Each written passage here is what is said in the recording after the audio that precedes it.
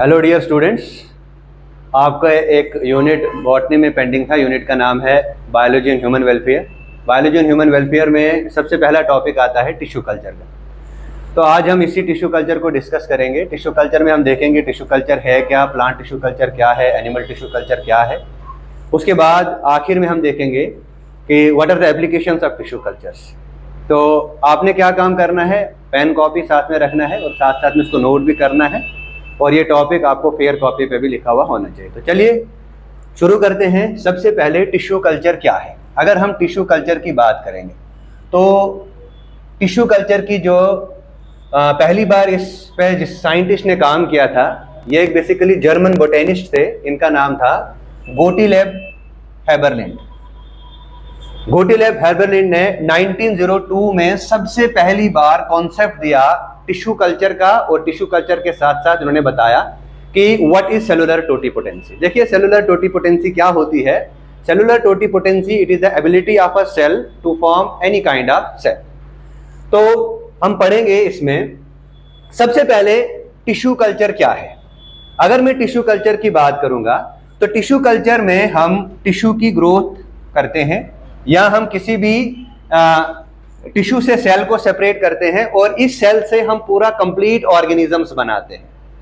अब पूरा complete organisms एक सेल से कैसे बनाया जाता है, ये तो नेचुरल कंडीशन में पॉसिबल नहीं है। इसको पॉसिबल करने के लिए हमें लैब की जरूरत पड़ती है, लैब की रिक्वायरमेंट है। इसमें पूरा का पूरा टिश्यू कल्चर जो है लैब कंडीशंस में परफॉर्म किया जाता है।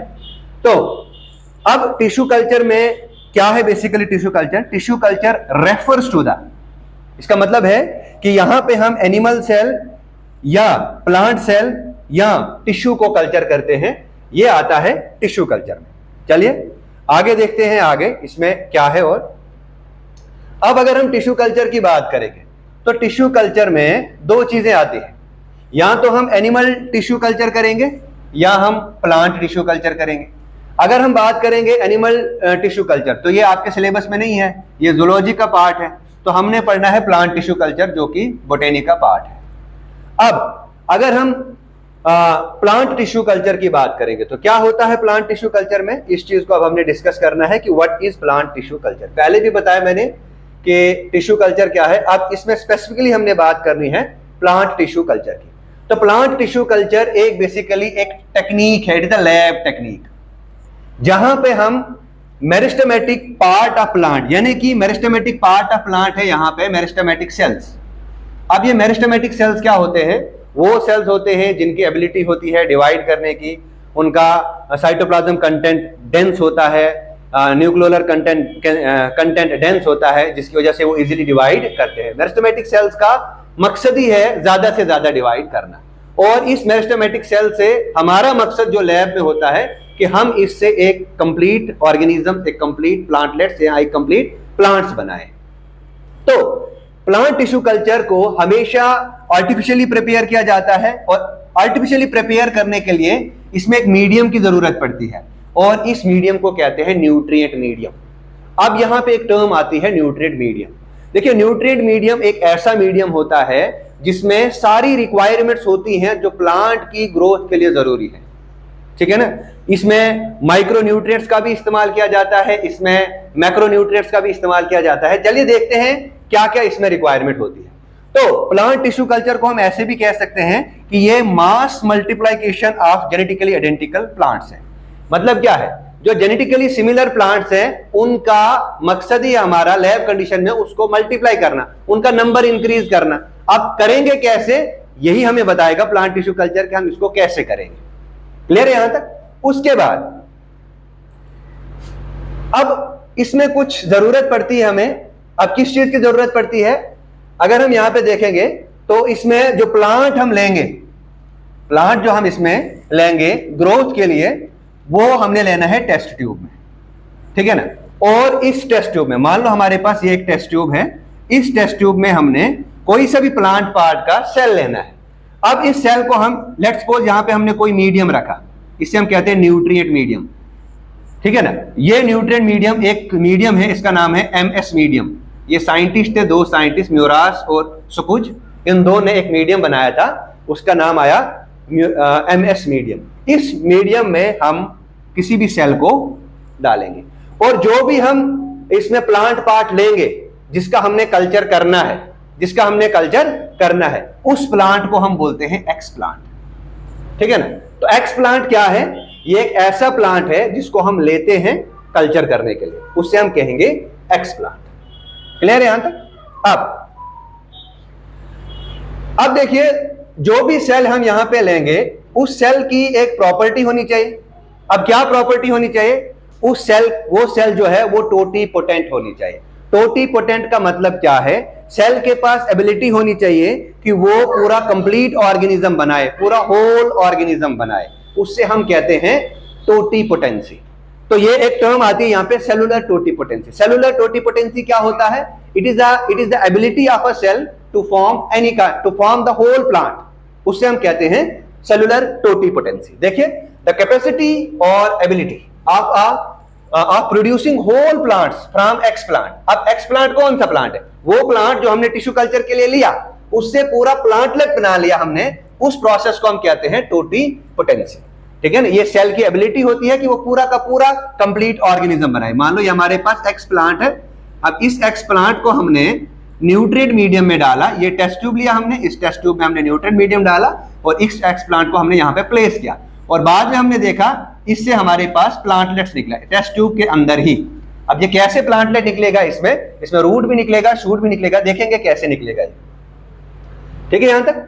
अब देखिए, अब यहां पे आता है कि जो एक्स प्लांट है उसको कल्चर किया जाता है न्यूट्रिएंट मीडियम में।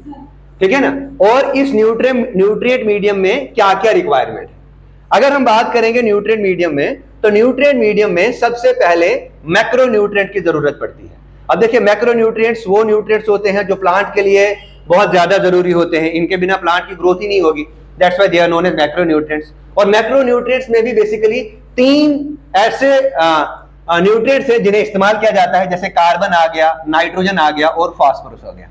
ठीक है ना। इसको आप याद रखोगे ऐसे, CNP। क्या याद रखोगे? CNP, यानी कार्बन भी, नाइट्रोजन भी, फास्फोरस। ये 3 जो है इन्हें एज अ मैक्रो न्यूट्रिएंट इस्तेमाल किया जाता है। दूसरे नंबर पे आता है भाई, इसमें कुछ माइक्रो न्यूट्रिएंट्स भी चाहिए। प्लांट की ग्रोथ के लिए जरूरी है माइक्रो न्यूट्रिएंट्स का होना भी। इसमें हम जिंक का इस्तेमाल करते हैं, मैग्नीशियम का इस्तेमाल करते हैं, कॉपर का इस्तेमाल करते हैं और आयरन का इस्तेमाल करते हैं। तो 2 तरह के न्यूट्रिएंट्स बहुत जरूरी है प्लांट्स के लिए, मैक्रो न्यूट्रिएंट्स और माइक्रो न्यूट्रिएंट्स। इसके अलावा जो हमने कार्बन बताया, भाई कार्बन का सोर्स क्या चाहिए? भाई एटमॉस्फेयर में तो खुली कार्बन डाइऑक्साइड मिल जाती है, लेकिन हमने प्लांट्स को लैब कंडीशन में रखना है, इन विट्रो कल्चर करने प्लांट, उसके लिए कार्बन सोर्स क्या चाहिए हमें? तो हम न्यूट्रिएंट मीडियम में एक पॉलीसेकेराइड ऐड करते हैं। इस पॉलीसेकेराइड का नाम है सुक्रोज।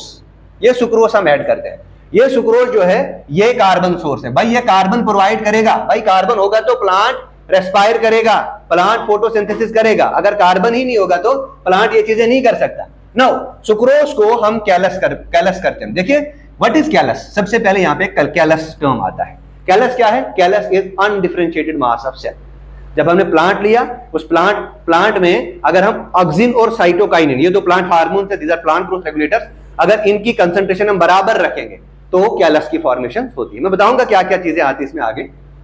नाउ, अब अगर हमने कैलस की बात की तो कैलस कल्चर के केस में मैल्टोज का इस्तेमाल किया जाता है, माल्ट शुगर का इस्तेमाल किया जाता है, सुक्रोज का इस्तेमाल इसमें नहीं किया जाता है। इसके अलावा प्लांट्स को क्या चाहिए? प्लांट्स को चाहिए एंटीऑक्सीडेंट्स। अब एंटीऑक्सीडेंट्स में भी 2 चीजें चाहिए प्लांट्स के लिए। एक चाहिए भाई साइट्रिक एसिड चाहिए, है ना, और साइट्रिक एसिड के साथ हमारा दूसरा जो है वो चाहिए एस्कॉर्बिक एसिड। तो 2 चीजें आती हैं, एक आता है सिट्रिक एसिड, दूसरा आता है एस्कॉर्बिक एसिड। ये 2 चीजें भी प्लांट्स के लिए बहुत जरूरी है। नाउ, इसके अलावा अगर प्लांट बनाना है लैब कंडीशन में टिश्यू कल्चर से, तो उसके लिए क्या रिक्वायरमेंट है? Plant growth regulators. इन्हें हम कहते हैं PGR, प्लांट ग्रोथ रेगुलेटर्स। अब ये प्लांट ग्रोथ रेगुलेटर्स क्या है? देखिए, लैब कंडीशन में हमने प्लांट को ग्रो करवाना है तो क्या क्या चाहिए? भाई अगर साइटोकाइनिन हमने लिया तो साइटोकाइनिन इस प्लस का मतलब है प्रमोट। अगर हमने न्यूट्रिएंट मीडियम में साइटोकाइनिन दिया, साइटोकाइनिन से शूट बनेगा। क्या बनेगा? साइटोकाइनिन से शूट बनेगा। दूसरा आता है, अगर हमने ऑक्सिन न्यूट्रिएंट मीडियम में डाला तो ऑक्सिन से बनेगा रूट। समझा ये आपको? मतलब ये हमारे पास एक टेस्ट ट्यूब है, इस टेस्ट ट्यूब में ये प्लांटलेट था, इस जो हमने सेल लिया था, इस सेल से ऐसे करके रूट भी बनेगी और थोड़ी सी शूट भी डेवलप होगी। इसके अलावा अगर हमने ऑक्सिन और साइटोकाइन, ऑक्सिन की कंसंट्रेशन ज्यादा रखी और साइटोकाइनिन की कंसंट्रेशन कम रखी, तो इसकी वजह से क्या होता है, रूट बनता है। क्या बनता है? रूट बनता है। और अगर ऑक्सिन और साइटोकाइनिन की कंसंट्रेशन जो है वो कम है, मतलब ऑक्सिन की मात्रा कम है, साइटोकाइनिन की मात्रा हम ज्यादा रखेंगे, उससे क्या बनेगा? उससे शूट बनेगा। क्या बनेगा? शूट बनेगा। और एक और पॉइंट मैं बताऊंगा, अगर ऑक्सिन की कंसंट्रेशन जो है वो साइटोकाइनिन के बराबर हुई, तो इससे जो है, इससे बनेगा कैलस, है ना। तो कैलस क्या है? Callus is nothing, callus is undifferentiated mass of cell, उसे हम बोलते हैं कैलस। नाउ इसके बाद नेक्स्ट आता है हमारा, अब ऑक्सिन कौन सा इस्तेमाल करेंगे? ये कंडीशन है भाई, नेचुरल ऑक्सिन का इस्तेमाल तो नहीं ना कर सकते। अगर नेचुरल ऑक्सिन का इस्तेमाल किया, उसकी कंसंट्रेशन कम चाहिए, सिंथेटिक ऑक्सिन की कंसंट्रेशन ज्यादा चाहिए, तो ऑक्सिन में हम क्या इस्तेमाल करेंगे? 2,4-D। क्या ये क्लास 11th में आपको मैंने पढ़ाया है? 2,4-D। 2,4-D is 2,4-डाइक्लोरोफिनॉक्सी acetic acid, है ना। और IAA क्या है? IAA is indole 3 acetic acid. ये क्या है? इंडोल 3 एसिटिक एसिड है। और 2,4-D क्या है? दिस इज 2,4-डाइक्लोरोफिनॉक्सी एसिटिक एसिड, है ना। तो ये लीफ एब्सेशन भी नेचुरल कंडीशन में करवाता है। क्लियर है ये चीज? नाउ इसके अलावा हम साइटोकाइनिन का इस्तेमाल भी कर सकते हैं। अब साइटोकाइनिन का क्या इस्तेमाल कर सकते हैं हम?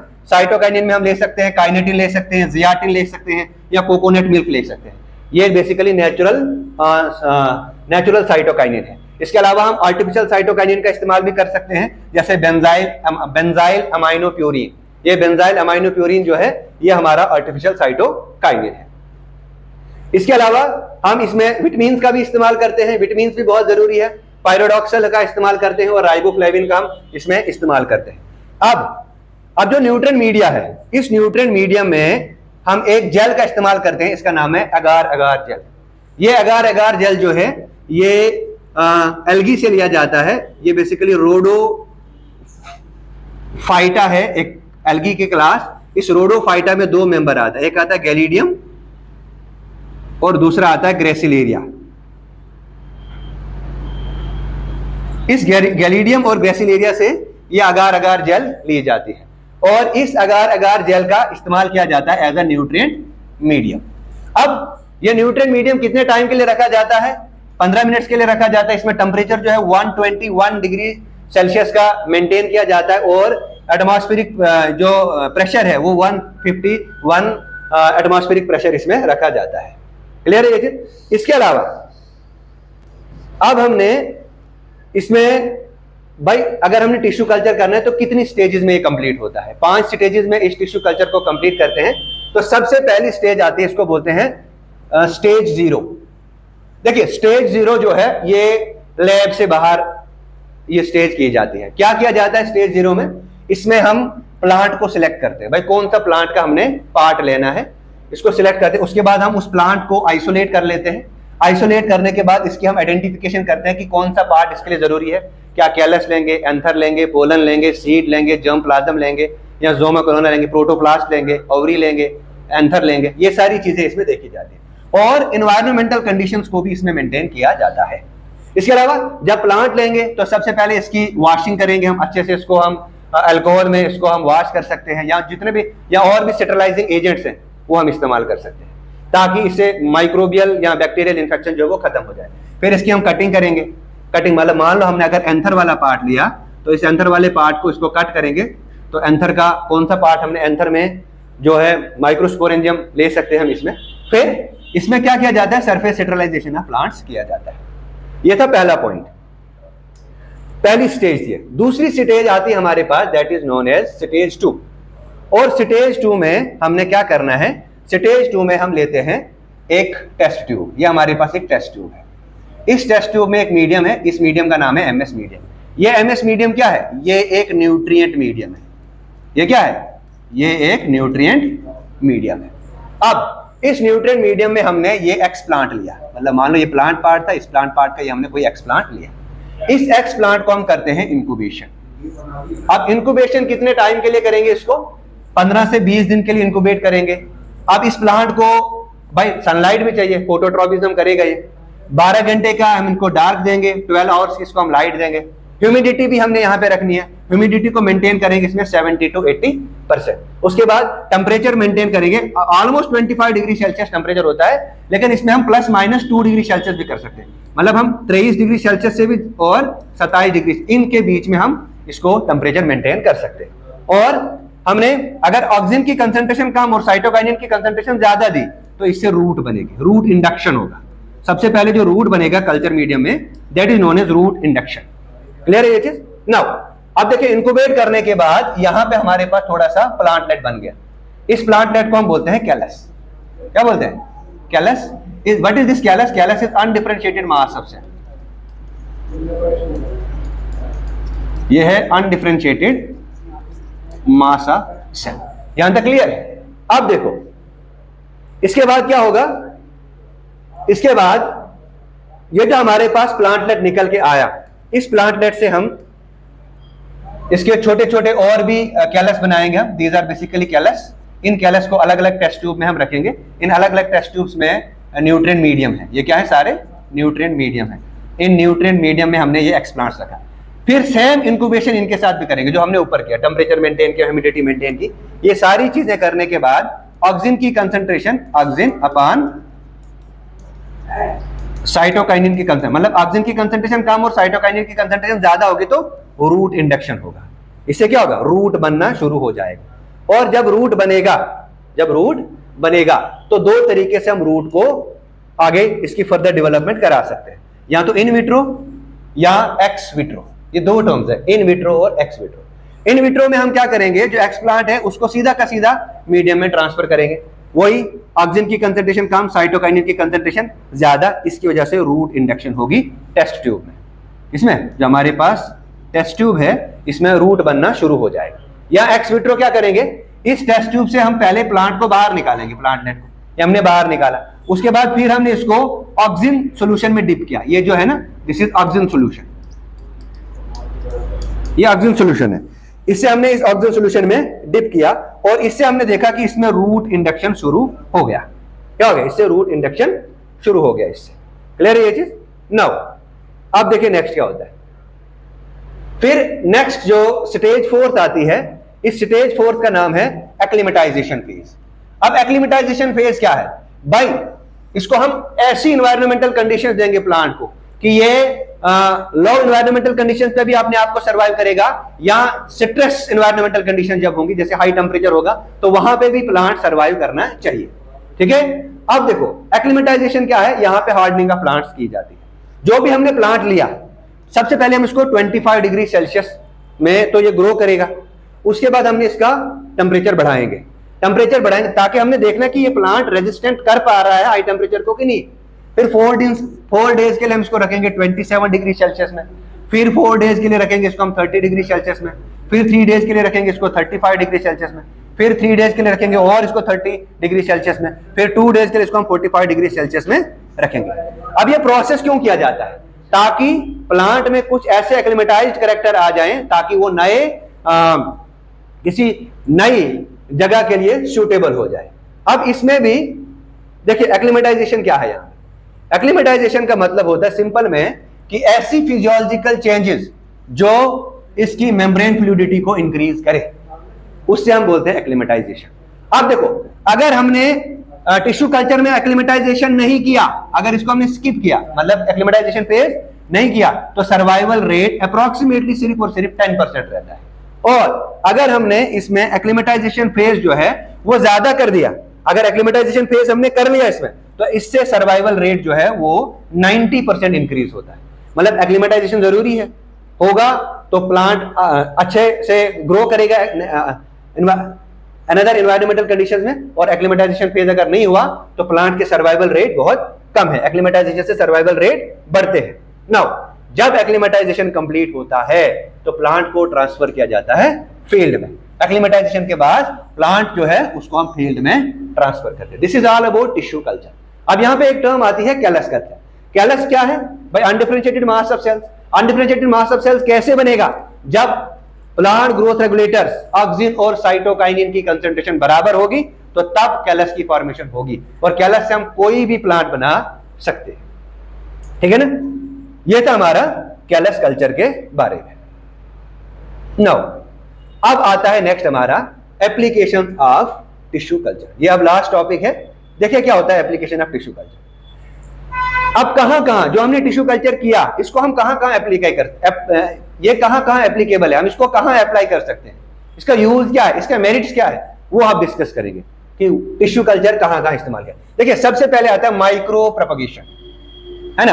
माइक्रो प्रोपगेशन में क्या है? अगर हमने प्लांट का नंबर बढ़ाना है, रैपिड मल्टीप्लिकेशन ऑफ प्लांट करना है, प्लांट को ज्यादा से ज्यादा मात्रा में हमने बनाना है, तो हम माइक्रो प्रोपगेशन करेंगे। तो टिश्यू कल्चर से ही हम माइक्रो प्रोपगेशन को किया जाता है। दूसरा आता है production of disease free plants.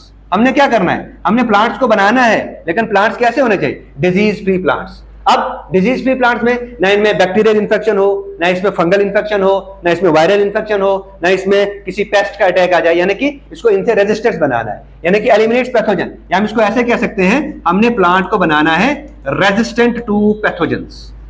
क्या बनाना है? Resistance to pathogens. यह भी एक एप्लीकेशन आती है इसमें। नाउ इसके अलावा हम और क्या कर सकते हैं? हम इसमें कर सकते हैं कॉलोनियल प्रोपगेशन। अब कॉलोनियल प्रोपगेशन का मतलब क्या हुआ? देखिए कॉलोनियल प्रोपगेशन मतलब मल्टीप्लिकेशन।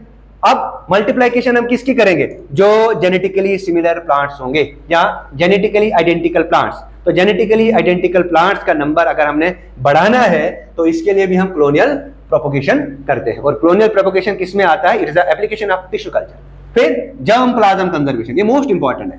जर्म प्लाज्म का, देखिए जर्म प्लाज्म का मतलब क्या होता है? जर्म प्लाज्म का मतलब होता है जितना भी एक ऑर्गेनिज्म के पास जेनेटिक मटेरियल है उस सब को कंजर्व करना, that is known as germplasm. अब जर्म प्लाज्म की कंजर्वेशन क्या करना है? हमने प्रिजर्व करना है प्लांट का जेनेटिक मटेरियल। अब प्लांट का जेनेटिक मटेरियल क्या है भाई? इसका डीएनए, इसका न्यूक्लियोटाइड, इसका प्रोटीन, है ना, इसका ओपेरॉन, अगर प्रोकैरियोट है, प्रोकैरियोट के केस में ओपेरॉन, है ना। इन सब चीजों को हमने इसमें प्रिजर्व करना है। उसके बाद नेक्स्ट आता है प्रोडक्शन ऑफ सेकेंडरी मेटाबोलाइट्स। देखिए आपने क्लास 11 में पढ़ा होगा सेकेंडरी मेटाबोलाइट्स क्या होते हैं, है ना। ये कुछ अलग काम करते हैं इररेस्पेक्टिव ऑफ प्राइमरी फंक्शंस। ये कुछ स्पेसिफिक प्लांट्स में पाए जाते हैं सेकेंडरी मेटाबोलाइट, जैसे टर्पीन है और भी अल्कोलाइड्स वगैरह है। तो सेकेंडरी मेटाबोलाइट्स हम इसलिए इस्तेमाल करते हैं ताकि हम एक वैल्यूएबल प्लांट कंपाउंड्स बना सकें। वैल्यूएबल प्लांट कंपाउंड जो है ऐसे कंपाउंड है जो इनकी वैल्यूबिलिटी बढ़ाएंगे। और क्या कर सकते हैं हम? और हम कर सकते हैं इन विट्रो फर्टिलाइजेशन, आईवीएफ जिसको हम बोलते हैं। इन विट्रो फर्टिलाइजेशन क्या है कि हमने एग सेल को फर्टिलाइज करना है outside the female body. Clear है ये चीज? इसके अलावा लास्ट बट नॉट लीस्ट ये है हमारा, that is production of transgenic plants. हमने क्या करना है? हमने प्रोटेक्ट करना है, हमने प्रोडक्शन करनी है, क्रिएट करने हैं नए प्लांट्स जिनमें फॉरेन जीन्स हो, और ये फॉरेन जीन्स प्लांट के लिए बेनिफिशियल होने चाहिए। ठीक है ना। नेक्स्ट आता है हमारा क्रायो प्रिजर्वेशन। क्रायो प्रिजर्वेशन में क्या होता है? हमने जर्म प्लाज्म को स्टोर करना है एक्सट्रीम लो टेम्परेचर, लेकिन इसमें टेम्परेचर जो होता है वो होता है -196 डिग्री लिक्विड नाइट्रोजन में। जब हम प्लांट का पार्ट, सीड वगैरह को स्टोर करते हैं, वो आता है हमारा cryo preservation. This is all about tissue culture. What is the method of tissue culture? हमने प्रोसीजर पढ़ा, टिश्यू कल्चर पढ़ा, इसकी हिस्ट्री पढ़ी, प्रोसीजर पढ़ा और एप्लीकेशन इसकी पढ़ी। Thank you.